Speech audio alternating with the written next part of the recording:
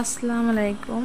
Hello guys, আজ আমি আসলাম কচুর লাল বা লতি যে নামেই চেনেন, সেটা একই জিনিস। তো আমি সেটাকে আজকে নতুন আইটেমে রান্নাটা দেখাবো। হয়তো এইভাবে এই মাছ দিয়ে কেউ রান্না করেননি, আমি সেটাই দেখাবো। সেটা হলো ছোট পোনা মাছ আর কচুর লাল দিয়ে চচ্চড়ি। যা যা সিস্টেম দেওয়া আছে সেগুলো ফলো করে অবশ্যই আপনারা এই সিস্টেমে রান্না করবেন, ইনশাল্লাহ খুবই মজাদার হবে। আপনাদের আমি একটা টিপস বলি, সেটা হয়তো অনেকের জানা আছে বা নাই, আমি বলে দিচ্ছি। সেটা হলো, যে কোনো মাছের চচ্চড়ি হাতে মাখিয়ে যদি করতে চান, টেস্টি বরাবর হতে চায়, তাহলে অনেক সুন্দরভাবে বেশিক্ষণ ধরে মাখতে হবে।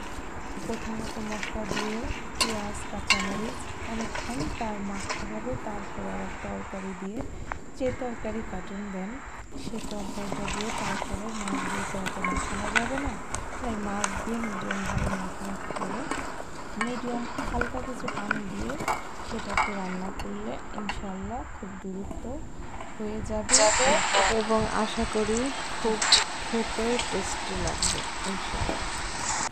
আমি আমার মাছ তরকারির পরিমাপটা বুঝেই সকল ধরনের মশলা যা যা লাগবে পরিমাপটা দিয়েছি।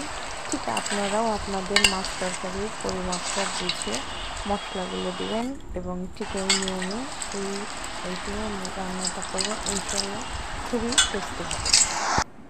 হ্যালো গাইস, আমি ইনশাল্লাহ কতবার মুখে এনেছি, তো সেটা যদি সেটা যারা দেখবেন ফলো করবেন, সেটা কমেন্টে লিখে জানাবেন। ওকে, জাস্ট ভালো লাগবে, খারাপ কিছু না। আর একটা কথাই অনুরোধ করবো, আমি নতুন, আমাকে আপনারা উৎসাহ দেবেন।